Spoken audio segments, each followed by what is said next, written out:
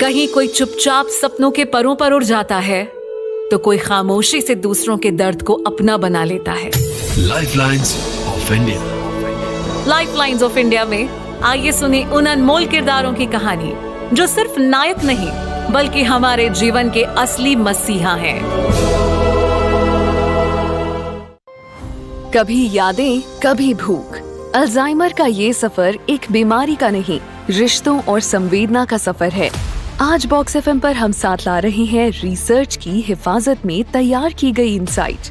भारत में स्थिति की वास्तविकता। 60 वर्ष से ऊपर के भारतीयों में डिमेंशिया की दर 7.4% तक पहुंच चुकी है। लगभग 8.8 मिलियन लोग इससे प्रभावित हैं। ये आंकड़ा कई राज्यों और ग्रामीण शहरी क्षेत्रों में विविधता दर्शाता है। भावनात्मक क्षमताएं आज भी जिंदा हैं। यूनिवर्सिटी कॉलेज लंदन के शोध से पता चलता है कि अल्जाइमर्स रोगी हालांकि अन्य सामाजिक संज्ञानात्मक क्षमताएं कमजोर हो सकती हैं, परस्पर भावनात्मक सहानुभूति में अक्सर बेहतर स्थिति में रहते हैं। ये जानना केयर गिवर्स के लिए एक अहम रास्ता हो सकता है कि उनमें अभी भी संबंध बनाने और अकेलेपन को दूर करने की क्षमता मौजूद है। परिवार में केयर गिविंग एक ट्रांसफॉर्मेशन का सफर। परिवार के सदस्य जब इनफॉर्मल केयर गिवर बनते हैं, वो सिर्फ जिम्मेदारी नहीं निभाते, अपने आप में एक नए पहचान और रिश्तों के नए मायने गढ़ते हैं। ये केयर गिविंग एक गहरी नैतिक और भावनात्मक यात्रा है, जिसे a silent and certain willingness to care नाम दिया गया है। आज हमारे साथ हैं डॉक्टर रामावतार शर्मा, एक अनुभवी जनरल फिजिशियन, जिन्होंने मरीजों और उनके परिवारों को न सिर्फ चिकित्सा सलाह बल्कि साथ और समझ की ताकत दी है। आइए उनसे जानें, अल्जाइमर्स में रिश्तों की क्या भूमिका होती है। जब यादें धुंधली हो जाती हैं, तब एम्पैथी और कनेक्शन कैसे सबसे बड़ी दवा बन जाती है। वेलकम डॉक्टर रामावतार शर्मा। डॉक्टर रामावतार शर्मा सिर्फ बॉक्स एफएम पर।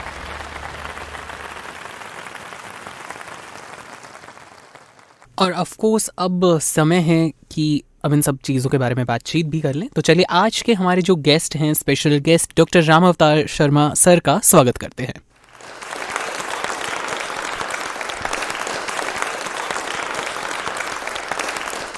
नमस्कार सर, कैसे हैं आप?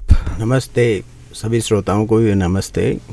वेल सर, आज रक्षाबंधन का दिन है, तो सबसे पहले तो हैप्पी रक्षाबंधन उन सब लिसनर्स को जो आज हमारा शो सुन रहे हैं। और थैंक यू सो मच कि आपने अपना टाइम निकाला, आप इस फेस्टिवल के दिन आए और हमारे जितने भी लिसनर्स हैं उन सब से आज इस सबसे बेटर टॉपिक पर आज हम बातचीत करने वाले हैं। मुझे ऐसा लग रहा है कहीं वो इसलिए भी आया कि कहीं ऐसा नहीं हो कि आने वाले समय में बहुत लोग उस रक्षाबंधन को भूल जाएं, कहीं अल्जाइमर के शिकार होके और उस रिश्ते को भूल जाएं। तो इसलिए आज का दिन उस हिसाब से भी इम्पोर्टेंट है। वेल, मैं डॉक्टर शर्मा ये पूछना चाहूँगा कि अल्जाइमर शब्द मैंने सुना है, हम अक्सर सुनते हैं समाज में, लाइक जब बात करते हैं मम्मी पापा की ये चीज़ें, बट वो एक्चुअल में होता क्या है, उससे क्या क्या प्रॉब्लम्स फेस करनी पड़ती हैं। तो ज़रा स्टार्टिंग से बताइए ना कि कैसे क्या चीज़ है, क्या ये कोई बीमारी है या इसका सोल्यूशन क्या है, इंडिया में इसका कैसे क्या प्रचलन चल रहा है, ये बताइए। देखिए, अल्जाइमर जो शब्द आया था वो एक डॉक्टर थे, एलॉइस अल्जाइमर। तो एलॉइस अल्जाइमर ने आज से करीब 120 साल पहले एक कोई उनके पास एक रोगी था। तो उस रोगी का क्या था कि बिहेवियर में एक तो मेमोरी लॉस था, उस रोगी को कुछ भी याद नहीं रहता था और उसमें बड़ा गुस्सेल स्वभाव था। उसको ऐसे सपने से आते थे और वो एक कन्फ्यूज़न की स्टेट में हर समय, मतलब उसको भ्रम की स्थिति में वो रहता था। तो उस रोगी की जब मृत्यु हुई तो डॉक्टर ने उनका घर वालों का परमिशन लेके उसकी ऑटोप्सी की और उसके ब्रेन को उन्होंने खोला। तो ब्रेन को खोला तो उन्होंने देखा कि उनके ब्रेन के जो न्यूरॉन्स होते हैं, तो बहुत सारे न्यूरॉन्स के अंदर उन्होंने जैसे अपने दांत होते हैं ना, उस तरह का वाइटिश कलर का और डिपॉजिट्स देखा। और डिपॉजिट्स देख के उन्होंने उसकी जो एनालिसिस करी और पता लगा कि उसमें एक विशेष तरह का एमिलॉइड एंड टाउ नाम का एक प्रोटीन होता है, वो वहाँ डिपॉजिट था। तो डॉक्टर अल्जाइमर ने ये कहा कि ये साहब जो है ना, ये व्यक्ति कोई साधारण, कोई उम्र के हिसाब से कोई ये पागल नहीं हुआ था और उम्र के हिसाब से ये भुलक्कड़ नहीं हुआ था, इसके ये चीज़ें डिपॉजिट हो गई और इससे इसको एक विशेष बीमारी हुई। और लेकिन हुआ क्या कि उस ज़माने में इतना चूँकि साइंस डेवलप नहीं था, तो लोगों ने ये माना कि ये उम्र का ही प्रभाव है। तो करीब 50 साल तक इस बात को भुला दिया गया। 50 साल बाद में जब इस तरह के रोगी जो याददाश्त खोने के शिकार होते हैं वो उनकी संख्याएं बढ़ने लग गई, तो फिर इस बीमारी को दोबारा विजिट किया गया और इस बीमारी का नाम उन्होंने अल्जाइमर डिजीज़ रखा। शुरू में इसको उम्र की वजह से मानते थे कि सेनाइल डिमेंशिया है, कि उम्र के हिसाब से भूलने की एक शरीर को, मतलब ऐसा हम लोग मानते थे कि होता ही है। तो दोनों में फ़र्क है। अल्जाइमर डिमेंशिया का एक पार्ट है। अल्जाइमर में जो ब्रेन है वो वीक होता है, लेकिन जो डिमेंशिया जो वर्ड है, डिमेंशिया तो एक जनरल वर्ड है कि साहब आपके ब्रेन की जो फंक्शनिंग होती है वो स्लो डाउन हो जाती है। लेकिन अल्जाइमर के अंदर स्पेसिफिक जो चीज़ होती है अलग, वो होती है याद का खो जाना और भावनाओं का बने रहना। लेकिन भावनाओं को आप शब्द नहीं दे सकते, आपको शब्द नहीं मिलेगा, आप अपने आप को एक्सप्रेस नहीं कर पाओगे। तो उसमें जैसे आप इमेजिन करो कि एक घर में बहुत अच्छी पार्टी हो रही है, एक वहाँ बैठा है अल्जाइमर का रोगी, तो वो सबको देख रहा है, सुन रहा है, लेकिन न तो उसको याद रहता है कुछ, न वो किसी का नाम बोल सकता है, न पुराने समय की कोई बात कर सकता है। तो वो एक बड़ी पीड़ादायक स्थिति होती है उस व्यक्ति के लिए भी, प्लस जो दूसरे लोग परिवार के सदस्य होते हैं उनको भी बड़ा पीड़ा, बड़ी कष्ट होती है कि ये एक ऐसा व्यक्ति, ये हमारे जो इतना प्रिय था, वो हमारे बीच में बैठा है और वो अपने आप को एक्सप्रेस नहीं कर पा रहा है, बिल्कुल शांत बैठा है। हाँ, चुपचाप बैठा है, गुमसुम होना क्या, बिल्कुल गुमसुम बैठा है, डिस्कनेक्टेड टोटल, और कहीं पार्टिसिपेट वो नहीं करता है। तो उनको अंदर ही अंदर से उसको गुस्सा भी आता है और कई बार वो एग्रेसिव भी हो जाता है, क्योंकि वो एक्सप्रेस नहीं कर पाता तो उसमें एंगर आता है। एक्सप्रेस नहीं होने से शरीर में स्वाभाविक एंगर आएगा, या वो कभी कुछ बताएगा तो बड़ा कंफ्यूज सा बताएगा। तो ये एक बड़ी पीड़ादायक स्थिति होती है परिवार के लिए और उस व्यक्ति के लिए। और चूंकि अल्जाइमर से कभी मृत्यु नहीं होती बीमारी से, तो व्यक्ति है वो 100 साल भी मतलब बीमारी होने के बाद में 10 साल भी जी सकता है, 20 साल भी जी सकता है, 100 साल की उम्र भी पा सकता है। तो एक लंबे समय तक इतनी बड़ी सफरिंग को बर्दाश्त करना ये आसान काम नहीं है। जिनके घरों में हैं वही लोग जान पाएंगे कि जो वो एग्रेसिव होते हैं तो कितनी परेशानी होती है। फिर धीरे धीरे क्या है कि जो बेसिक कंट्रोल भी ख़त्म होने लग जाते हैं बॉडी के, यूरिन पास करने का बता नहीं पाता, मोशन पास करने के बारे में बता नहीं सकता, भूख के बारे में बता नहीं सकता, तो बहुत सारे इश्यूज़ हो जाते हैं। तो वो भावनात्मक स्तर पे पूरा परिवार है ना, वो सफ़र करता है। वो उनकी जो एगोनी होती है, उनकी जो सफरिंग होती है, उसको मैं नहीं सोचता कि शब्दों से कोई बताया जा सकता है। इसलिए अल्जाइमर जो है ना, वो अपने आप में बड़ा त्रासदी वाला रोग है। और जैसे अमेरिका की बात करें तो 30 करोड़ की आबादी है, तो वहाँ ऐसा मानते हैं कि करीब डेटा के हिसाब से 60 लाख लोग जो है ना वो अल्जाइमर के हैं। तो हमारी आबादी 140 करोड़ है। तो इस हिसाब से हमारे यहाँ ऑफिशियल डेटा में जैसे 50-60 लाख हो सकते हैं, लेकिन मेरा मानना है कि 1 करोड़ से ऊपर लोग जो है ना किसी न किसी फॉर्म में अल्जाइमर के शिकार हैं भारत के अंदर, क्योंकि यहाँ इतनी रिपोर्टिंग नहीं होती है। प्लस विलेजेस के अंदर सोसाइटी का जो नीचे का तबका होता है, उनके केसेस जब रिपोर्ट ही नहीं होते, वो तो कहते हैं बूढ़ा बाबा ऐसे ही हो गया, दिमाग ख़राब हो गया, सठिया गया, इस तरह के वर्ड हम सुनते हैं ना कि 60 होती है सठिया गया। वो सठिया नहीं जाता है, उसके अल्जाइमर रोग है और उसका अनफॉर्चुनेटली कोई इलाज नहीं करवाते हैं। वेल, अगर देखा जाए तो वो अगर इंसान बता नहीं पा रहा है कि उसको भूख लगी है, लाइक अगर आपने बताया कि यूरिन वगैरह, वो बताना तो चाहेगा भूख लगी है, हाँ। लेकिन उसको शब्द नहीं मिलता। तो मतलब ये फिर काफ़ी सुनने में कितना इंसान को विचलित कर रहा है कि उस इंसान की ज़िंदगी कैसी होती होगी, उसका डेली लाइफ की, अगर वो जब बता नहीं पाता कि उसे प्यास लगी है, शब्द नहीं है उसके पास। उसको शब्द नहीं होता, उसको प्यास का महसूस होता है। ये तो भावनाएं तो बनी रहती हैं।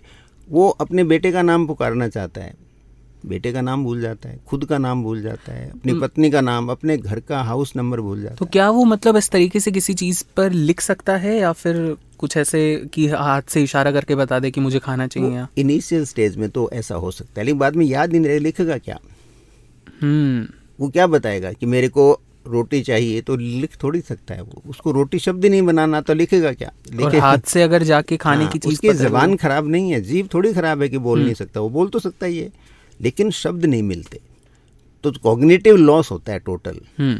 और मेमोरी का जो कई बार तो टोटल लॉस हो जाता है कुछ केसेस के अंदर, Oh my God. किसी में कम है। तो ये बड़ा एक त्रासदी वाली बीमारी है। और एल्जाइमर से बड़े बड़े लोगों की जो रूह कांपती है कि ज़िंदगी में एल्जाइमर नहीं हो, क्योंकि आदमी बहुत सारी रोगों, बहुत तकलीफ वाले रोग होते हैं, वो या तो क्योर हो जाते हैं या आदमी उसमें मर जाता है तो मुक्ति मिल जाती है। इसमें तो आप जिंदा रहते हो, क्योंकि एल्जाइमर से मृत्यु तो होती नहीं है अपने आप में। बिल्कुल। और एल्जाइमर का मैं क्लियर कट बताऊं, होने के बाद में कोई भी क्योर नहीं है, इसको रोका जा सकता है खाली। मतलब कोई क्योर नहीं है, रोका कोई जा दवा नहीं है इसकी, लेकिन होने से आप इसको ओके।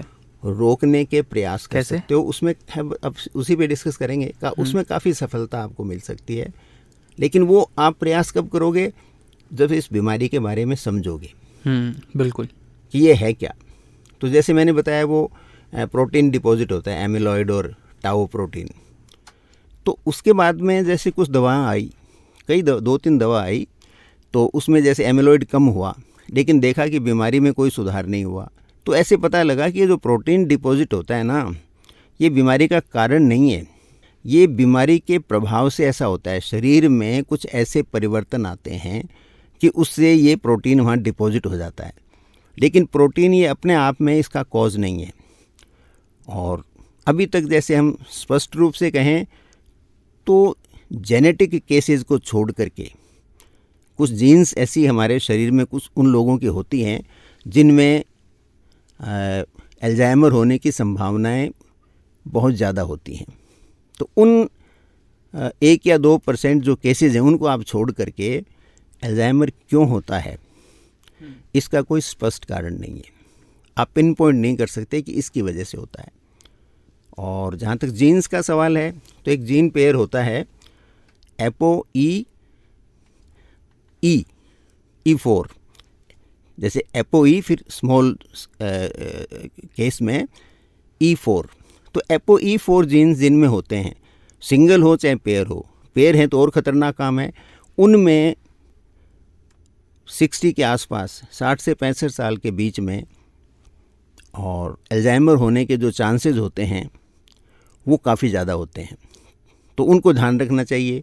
ApoE4 जीन जो है उसकी जांच भी करवाई जा सकती है, लेकिन थोड़ी महंगी होती है। ये करीब 40,000 के आसपास इसकी जांच होती है, तो हर एक आदमी अफोर्ड नहीं कर सकता। बीमारी के लिए तो इतना महंगा इलाज सरकारी अस्पताल में भी ऐसे इलाज नहीं है। आपको खाली उससे ये पता चलता है कि मेरे अंदर यदि ये जीन मौजूद है तो एक दूसरे व्यक्ति जिसके शरीर में जीन नहीं है उससे मेरे अंदर भविष्य के अंदर एल्जाइमर विकसित होने की संभावना करीब 10 से 12 गुना ज़्यादा हो तो जाती मतलब है। उसका चेकअप कराने की फीस ही 40,000 है कि आपको पता चल जाएगा कि अगर ऐसा है। और वो भी सर्टेन नहीं है कि रिपोर्ट कितना सही आता है, मतलब अभी तक ये है। इसलिए ये स्क्रीन करना पॉसिबल नहीं है। हर एक आदमी इस बात 40-40, 50 हज़ार रुपये लगा नहीं सकते, और उसकी फिर रिजल्ट कितने रिलायबल हैं ये भी बड़ा डाउटफुल है अभी भी।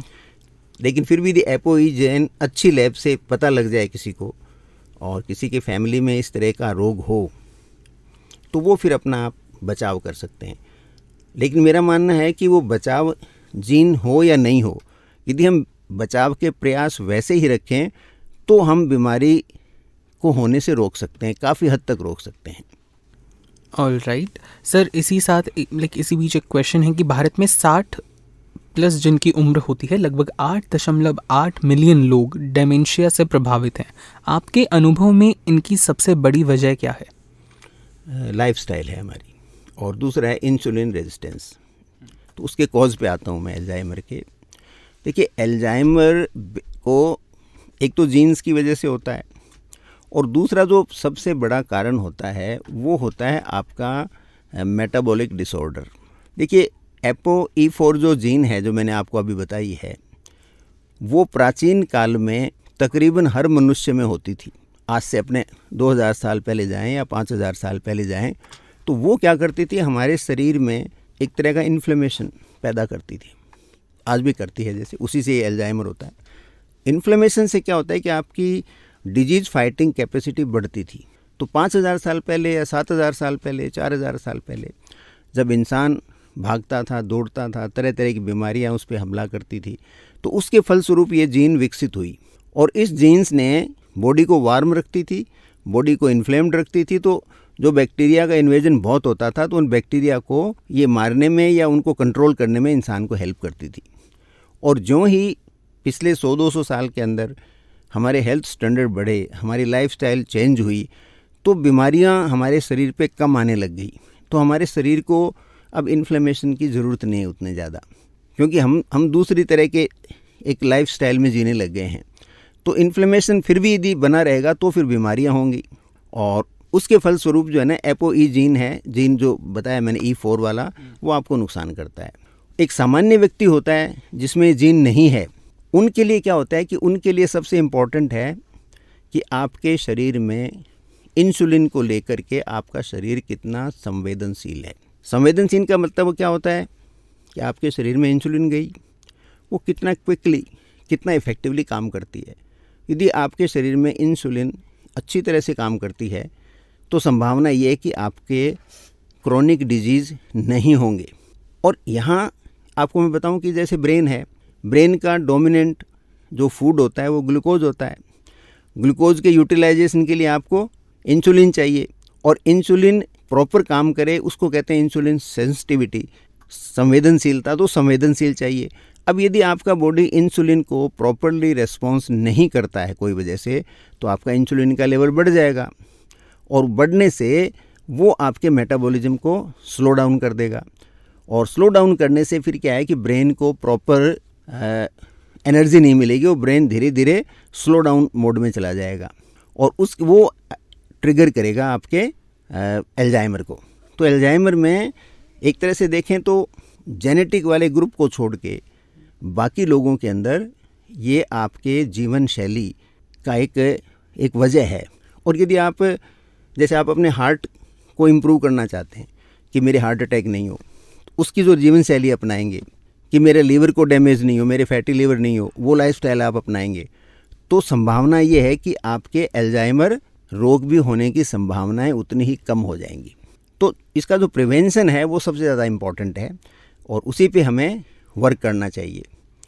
और वर्क करने के लिए क्या करना चाहिए, हमें हमारे न्यूरॉन्स हैं ना, उनके जो पाथवेज हैं, न्यूरॉन्स के अंदर इलेक्ट्रिक करंट्स चलते हैं। इलेक्ट्रिक पाथवेज को आप ऐसे सामान्य भाषा में समझाने के लिए मैं कह रहा हूँ, टेक्निकल अलग है। आप ये मानो कि वहाँ इलेक्ट्रिक फ्लो के रास्ते बने हुए हैं, वो आपस में किस मैकेनिज्म से कनेक्टेड होते हैं कि रिफ्लेक्सेस बहुत तेज मूव हैं। तो आप उन पाथवेज को बढ़ाइए। आप पाथवेज को यदि आपके पैरेलल पाथवेज को ग्रो कर लेते हो तो आपके एल्जाइमर होने की संभावनाएं कम हो जाती हैं। और ये पाथवेज ग्रोज आपका मेटाबॉलिक, अगर आप अपने आप को लाइफस्टाइल अच्छा रखते हो, तो मेटाबॉलिक है। दूसरा क्या होता है, कॉम्प्लेक्स एक्टिविटी करो आप। मतलब जैसे एक आप रोज़ाना मॉर्निंग वॉक जाते हो, इट इज़ गुड। आप यदि वॉक करोगे तो आपकी मांसपेशियां और आपके जोड़ लचीले रहेंगे, अच्छे रहेंगे, ठीक है ना, आपका हार्ट ठीक रहेगा। अब ये तो एक सिंपल एक्टिविटी है, walking is a simple activity.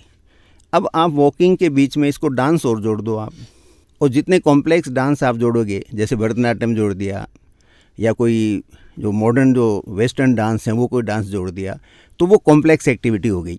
तो उस कॉम्प्लेक्स एक्टिविटी में आपका ब्रेन आपके फिजिकल एक्टिविटी के साथ काम करता है। जैसे आप चलोगे ना, चलने के लिए ब्रेन को काम में लेना ज़रूरी नहीं है, लेकिन आप डांस करोगे तो आपको हर क्षण सोचना पड़ेगा आपके ब्रेन को, ये पाँव ऐसे रखूँ, ये ऐसे रखूँ, अब ये मूवमेंट करूँ, अब ये मूवमेंट करूँ। तो कॉम्प्लेक्स एक्टिविटी करो। दूसरा, जैसे मैं बताता हूँ आपको, आप ये क्विज आती हैं, सुडोक, कौन सा आती है, सुडोको है कोई क्विज आती है, हाँ, न्यूज़पेपर में, अखबार में आती हैं। आपने वो किया, आप रेगुलर करोगे तो उसमें मास्टर हो सकते हो, लेकिन वो कॉम्प्लेक्स एक्टिविटी नहीं है, क्योंकि थोड़े दिनों बाद में वो सिंपल एक्टिविटी होगी। इसकी बजाय आप कोई लैंग्वेज के नए वर्ड्स सीखो। आपने जैसे मोबाइल के अंदर कोई डिक्शनरी है, उसमें डेली एक रोज़ाना न्यू वर्ड्स आते हैं, तो आप नया शब्द सीखो। अब जैसे आप तकरीबन सब हिंदुस्तान के जो नॉर्थ इंडियन है उनको हिंदी बोलनी आती है, ठीक है ना, लेकिन हिंदी की व्याकरण थोड़ी आती है। बोलने की हिंदी अलग है और लिखने की हिंदी अलग है। तो कॉम्प्लेक्स वर्ड, नए नए शब्द आप सीखो। तो इस तरह से आप इनोवेट करते रहोगे ना, तो फिर आपका ब्रेन है वो, उसमें जो नए नए पाथवेज हैं वो डेवलप होते हैं, और जितने पैरेलल पाथवेज होंगे, तो एक पाथवे यदि बीमारी से अफेक्टेड हो गया तो दूसरे 2 नए पाथवेज आपको हेल्प कर सकते हैं। तो ये एक बड़ा इम्पॉर्टेंट चीज़ है।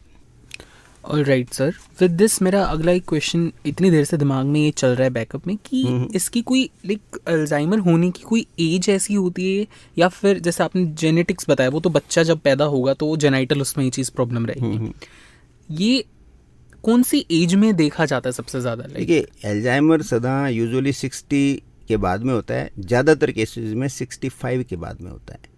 बच्चों में ये चीज़ देखने को नहीं मिलती होता, है? बच्चों में नहीं होती, यंग एज में बहुत रेयर होता है। जैसे 10,000 एल्जाइमर के केस मिलेंगे तो 1 या 2 केस ऐसा मिलेगा जिसको मतलब बहुत 50-40, हाँ 50 से पहले हो गए हैं। बाकी ये इसीलिए तो इसमें शुरू में कन्फ्यूजन रहा ना। शुरू में लोगों ने कहा ना कि तो साहब बूढ़े हो गए, इसलिए इनके दिमाग ने काम करना बंद कर दिया। वो बंद नहीं किया है उन्होंने, वो एल्जाइमर रोग था उसके। तो यूजुअली 65 के बाद में ही ये मैनिफेस्ट होता है। लेकिन यहाँ ये याद रखना आपको, 65 के बाद में ये सामने आता है। ओके। इसकी शुरुआत है वो तो 20, 25, 30 में शुरू हो जाती है, लेकिन बहुत स्लो प्रोग्रेस है इसकी। इतनी स्लो प्रोग्रेस है कि हमें शुरू में तो पता नहीं चलता। आप चाबी रख के भूल गए, चाबी हाथ में चीज़ ढूंढते रहते हो, ऐसा सामान्य रूप में भी होता है। सेम चीज़ मेरे साथ भी हुई कि चाबी कहीं रखी, याद ही नहीं है कहाँ ये है। सामान्य चीज़ है, ये सामान्य चीज़ है।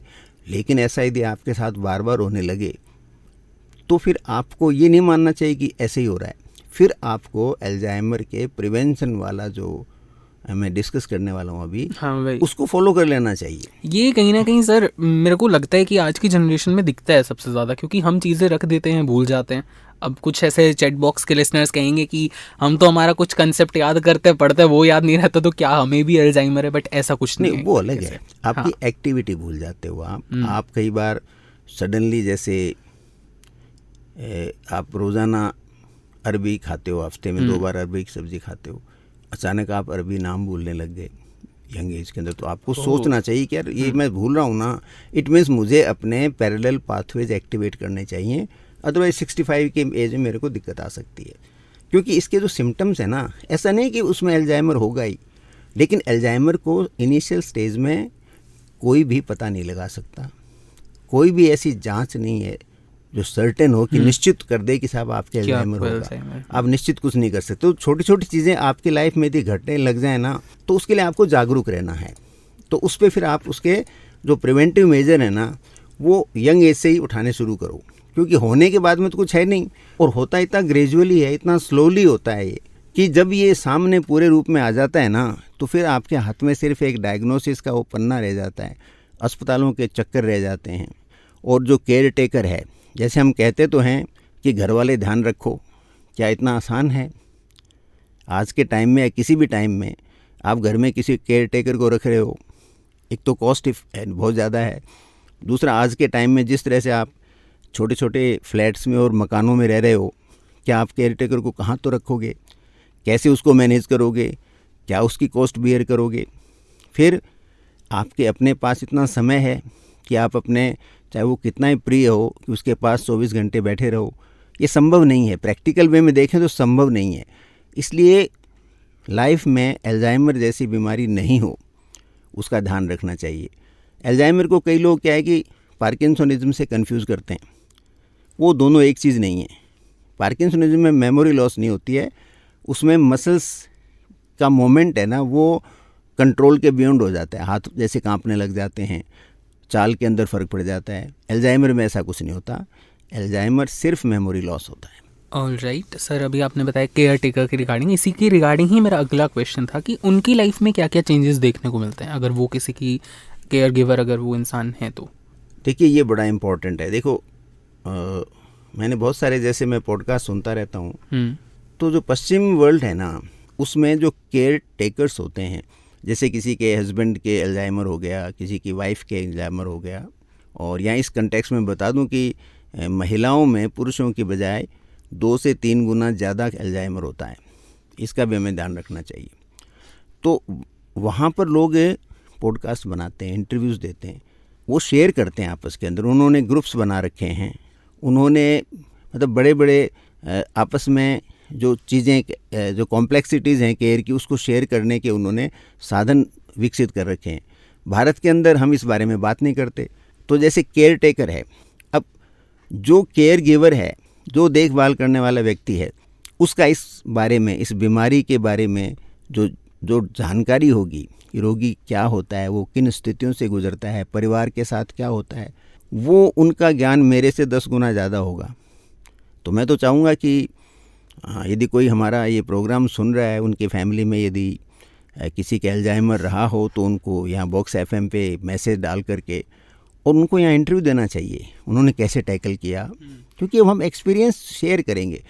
हम जो पढ़ते हैं, जैसे मैं तो पढ़ी हुई चीज़, सुनी हुई चीज़ बता रहा हूँ, और जो केयर गिवर होता है वो उसने भोगा है उस चीज़ को, उस तकलीफ़ को, उस पीड़ा को उसने देखा है। तो केयर गिवर के ऊपर जो ट्रॉमा आती है, प्लस उसमें फियर होता है कि ये बीमारी मेरे नहीं हो जाए भविष्य के अंदर, एक वो बहुत बड़ा डर होता है जिसको वो बोल के नहीं कह सकता, लेकिन उसके सबकॉन्शियस माइंड में सदा ये भय बनता है कि भी मेरी मदर के, मेरे फादर के अल्जाइमर है, कहीं मेरे तो नहीं हो जाएगा, कहीं मेरे तो नहीं हो जाएगा। तो वो जो फियर है उसको लाइफ लॉन्ग फाइट करना पड़ता है। तो ये कोई बहुत आसान काम नहीं है। तो मैं चाहता हूँ जो केयर गिवर कोई हों, तो उनको भी ज़रूर आगे आकर अपनी बात है वो किसी इंटरव्यू में कहनी चाहिए, सो दैट ये नॉलेज है, ये जानकारी है और जागरूकता है, ये और फैले। That's great.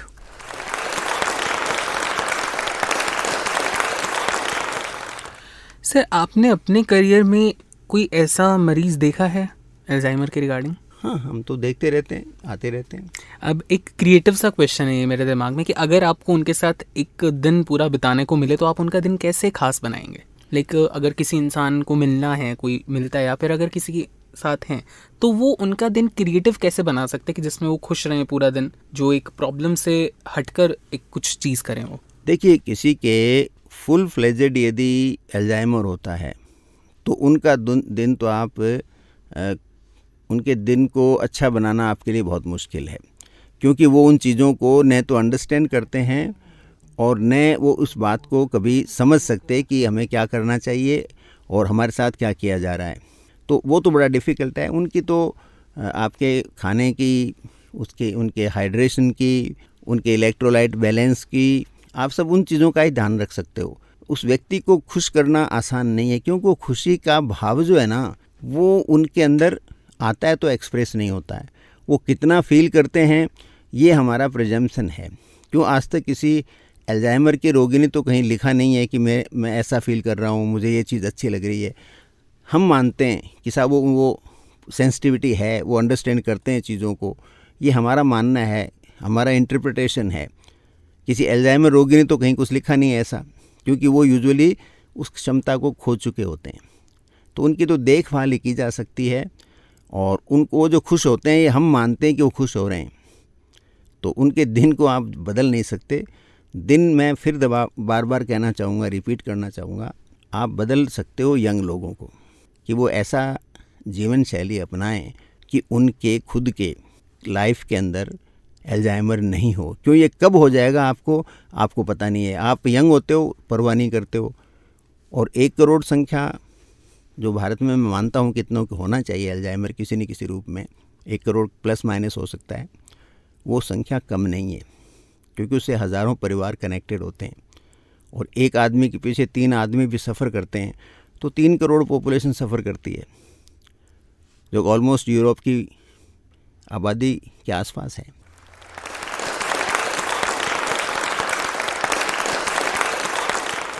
सर, एक क्वेश्चन है कि अगर याद खो जाए तो आप रिश्ते में जुड़ाव बनाए कैसे रख सकते हैं? मतलब अगर किसी इंसान को अल्जाइमर है, अगर वो ऐसे प्रॉब्लम से जूझ रहा है, तो उसके ठीक है, उसके माइंड में एब्सेंस है इस चीज़ का कि वो नहीं बता पाएगा उसे क्या प्रॉब्लम है, बट एक कनेक्शन जो होता है, वो रिश्ता कैसे मेंटेन रह सकता है?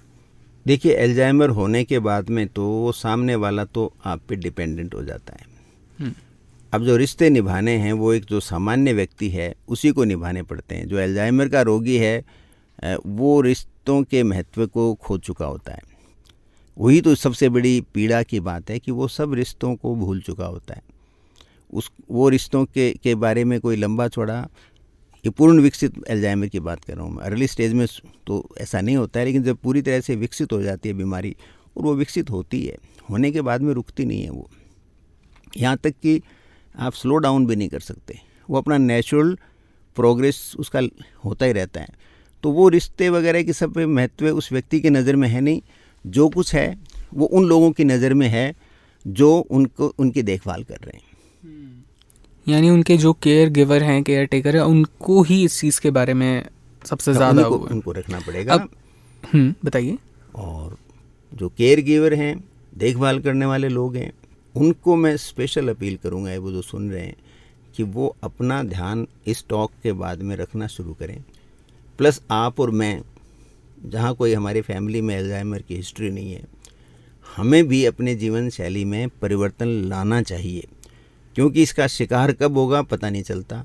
और सामान्यतः 3.5 से 4 साल में ये सिम्टम अच्छी तरह से विकसित होते हैं। इवन जो आप फर्स्ट सिम्टम भी पकड़ते हैं, डॉक्टर मान लो उनको डाउट होता है, उनको भी डायग्नोसिस को स्थापित करने में करीब 3 से 4 साल का समय लग जाता है, यानी डाउट होने के बाद में। और उससे बीमारी पता नहीं उससे पहले कब से चल रही है।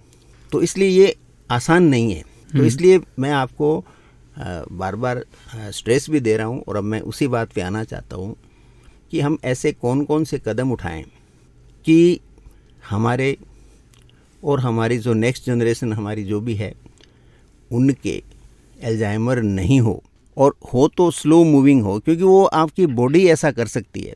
अदरवाइज़ दूसरा कोई अभी तक मेडिसिन अभी तक तो है नहीं।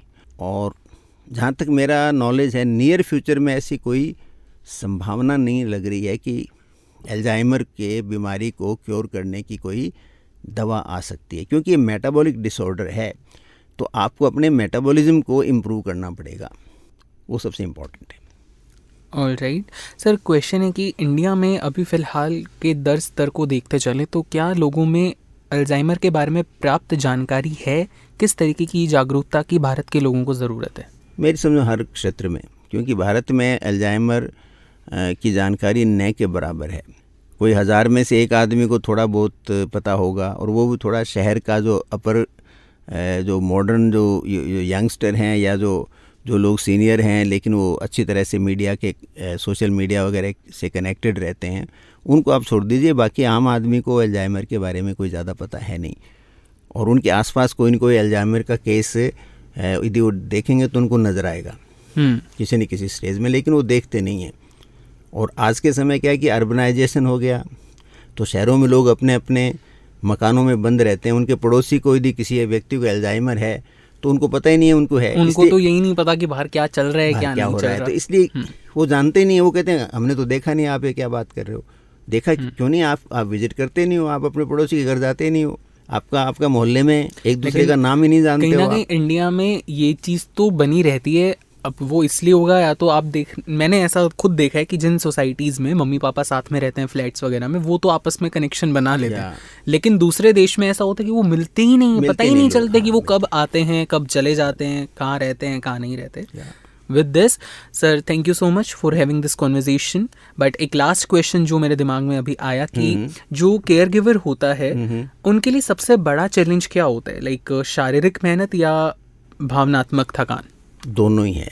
शरीर में भी पूरा मेहनत है कि रोगी को उठाना बैठाना वो सब आपको करना पड़ता है। और इसके अलावा हम देखें तो जो इमोशनल तो बहुत बड़ी टॉर्चर होता ही है। किसी के पेरेंट्स हैं वो यदि इस हालत में गुजरते हैं तो बच्चों के लिए बहुत दिक्कत होती है। तो इसलिए अब मैं सोचता हूँ अपने थोड़ा सा लास्ट फेज़ में अपने प्रिवेंशन के ऊपर कुछ बात कर लें, 5-7 मिनट। हाँ बिल्कुल, वही हाँ हो जाएगा कि एक मैसेज भी हो जाएगा वो लिसनर्स के लिए, और कहीं ना कहीं आज लिसनर्स को इस चीज़ के बारे में भी पता चलेगा कि जिस चीज़ को हम अक्सर सुनने के बाद टाल देते हैं कि ठीक हमने सुना, हमने कहा ठीक है भाई अब क्या ही कर सकते हैं, भगवान देखे, हम उस चीज़ को आगे ना दोहराएं। क्या पता हम दूसरे इंसान के लिए ऐसा सोच रहे हैं, क्या पता कल को वो चीज़ हमारे साथ हो जाए, किसी के साथ हो सकता है, किसी के साथ भी हो सकता है। भगवान ना करे कि ऐसा किसी के साथ नहीं हो, लेकिन अवेयरनेस तो हमें चाहिए। अवेयरनेस चाहिए, बिल्कुल। इसमें विशेष बात क्या है कि यदि आप अल्जाइमर से बचाव का साधन अपनाते हो तो आप हार्ट अटैक से बचते हो, आप फैटी लीवर से बच जाते हो, आप फिर बहुत सारी चीज़ों से बच जाएंगे। तो ध्यान से सुनिए कि अगली अभी जैसे आप हड्डियों के अस्पताल में जाओगे तो हर जगह आपको लिखेंगे लोग नी रिप्लेसमेंट कर रहे हैं। हाँ बिल्कुल, आप बहुत ज़्यादा उससे भी बच जाओगे। कितनी चीज़ों से बचते हो आप। तो सबसे इम्पोर्टेंट जो नंबर 1 जो चीज़ आती है ना अल्जाइमर रोकथाम की, वो है रेगुलर एक्सरसाइज। और एक्सरसाइज में मैंने कहा ना, थोड़ा आप ऐसे करो, जैसे सिंपल वॉकिंग नहीं होनी चाहिए। जैसे वॉकिंग के साथ आप हल्की सी डांसिंग हो, आप डांस करो, थोड़े से नृत्य करो। तो इस तरह की थोड़ी कॉम्प्लेक्स एक्सरसाइज करो। थोड़ा हल्का वेट लिफ्ट कर दिया आपने, आप सीढ़ियाँ चढ़ गए, इस तरह से आप एक तो ये एक्सरसाइज नंबर 1 मानते हैं इसको, इसकी प्रिवेंशन के अंदर सबसे बड़ा, क्योंकि ये ब्लड फ्लो बढ़ाती है, ब्रेन को प्रॉपर न्यूट्रिशन मिलता है और आपकी ब्लड वेसल्स हैं उनमें जो एथेरोस्क्लेरोसिस होती है, जिसकी वजह से हार्ट अटैक होता है, जिसकी वजह से लकवा होता है, वो सब नहीं होता। तो नंबर 1 इज़ एक्सरसाइज। नंबर 2 पे यदि हम आते हैं तो आप शिक्षित होना बहुत ज़रूरी है, शिक्षा फैलाओ। तो शिक्षित व्यक्ति के अंदर जानकारी होती है, शिक्षित व्यक्ति 10 तरह के विचारों को पढ़ता है, उनको एनालाइज करता है, तो उसकी वजह से उसके ब्रेन के अंदर जो पाथवेज है ना, नए नए वो विकसित होते हैं। तो उसका जो बौद्धिक स्तर है वो बढ़ता है और उसमें अल्जाइमर को रोकने में ये बड़ी सहायता देता है। और तीसरा इसमें इम्पोर्टेंट होता है कि आपकी कोई भी उम्र हो, आप कुछ न कुछ नया सीखते रहिए। कीप लर्निंग, नई चीज़ें, नई भाषा सीखो, नया कोई हॉबी सीखो, नया कहीं घूमने जाओ, लर्न समथिंग, लोगों का बिहेवियर स्टडी करो। तो कोई न कोई आप नई चीज़ें सीखते रहो। आप घर में रहते हो तो नई कुकिंग सीखो, बहुत सारी चीज़ें सीखने की, तो आप कुछ न कुछ नया सीखते रहो। और इसके अलावा क्या होता है कि सबसे एक बड़ा इम्पॉर्टेंट चीज़ आती है यहाँ पे, स्टे सोशल। आप सामाजिक संपर्क रखिए, लोगों से जो बातचीत होती है, आपस में कम्युनिकेशन होता है, आपस में हंसी मजाक होती है, आप बैठ के गीत गाते हो, आप बैठ के एक दूसरे के साथ नाचते गाते हो, तो इन सब का आपके ब्रेन पर बड़ा पॉजिटिव प्रभाव पड़ता है। और एक बड़ी इम्पॉर्टेंट चीज़ यहाँ आती है, वो है कि आप अपने आँखों का ध्यान रखिए। आपका यदि विज़न अच्छा है, आप स्पष्ट तरीके से चीज़ों को देखने में सक्षम हो, तो आपके अल्जाइमर होने की संभावनाएं कम हो जाती हैं। और यदि आपके सुनने की क्षमता कम हो गई है तो आप हियरिंग एड की तुरंत सहायता लीजिए।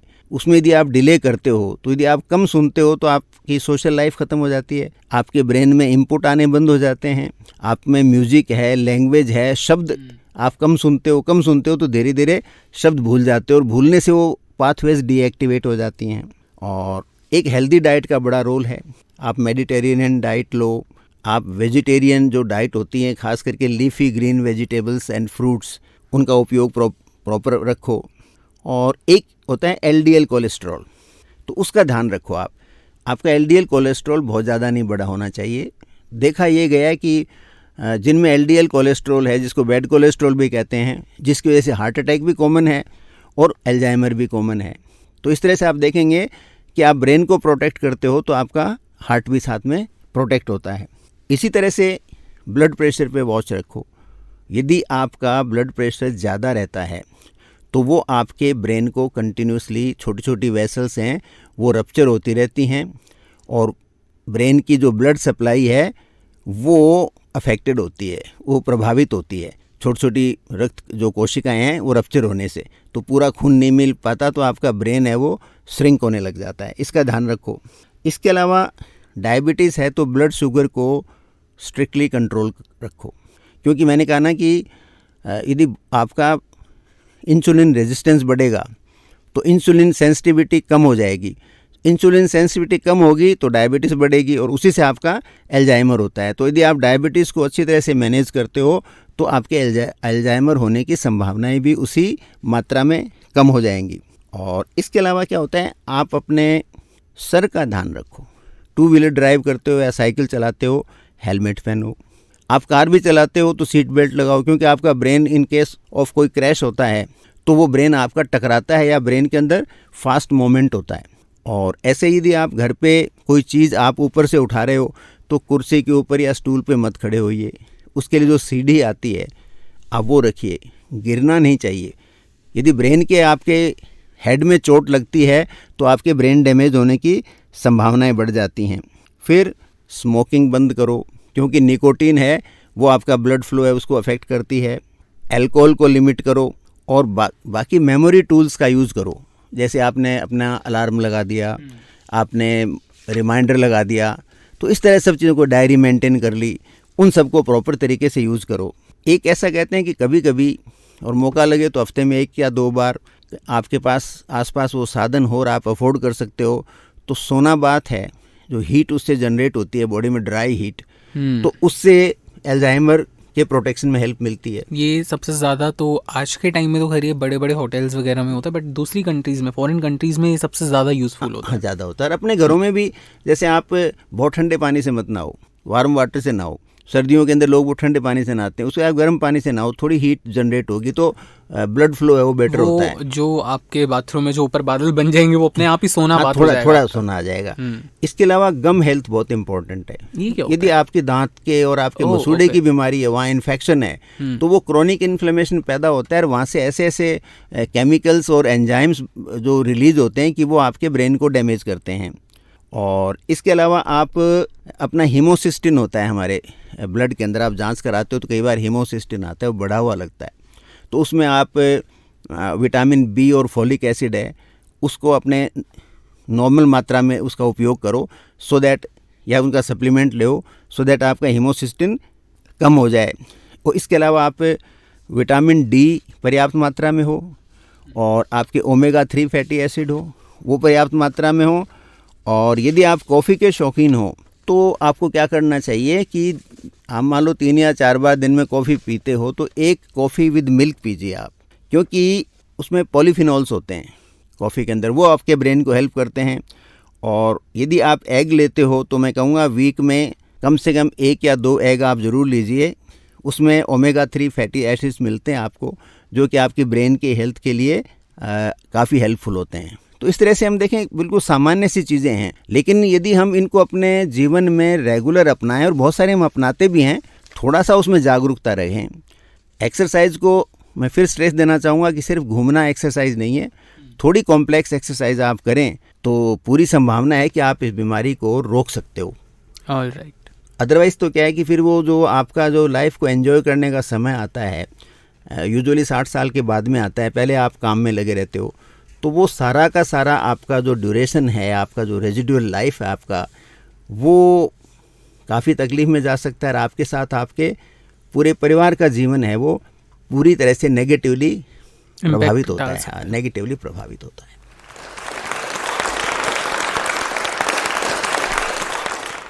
सर, आज की कॉन्वर्सेशन बहुत अच्छी लगी और चैट बॉक्स की तरफ अब एक बार नज़र मार लेते हैं। कुछ 3 क्वेश्चंस हैं चैट बॉक्स में हमारे पास।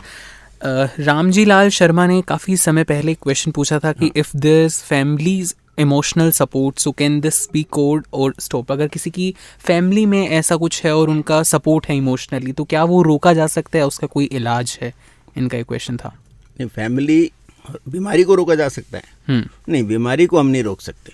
बीमारी को तो उन्हीं जो मैंने आप साधन बताए ना, तो उन्हीं से रुक सकता है। इमोशनल जो सपोर्ट है उससे तो केयर अच्छी हो जाती है रोगी की।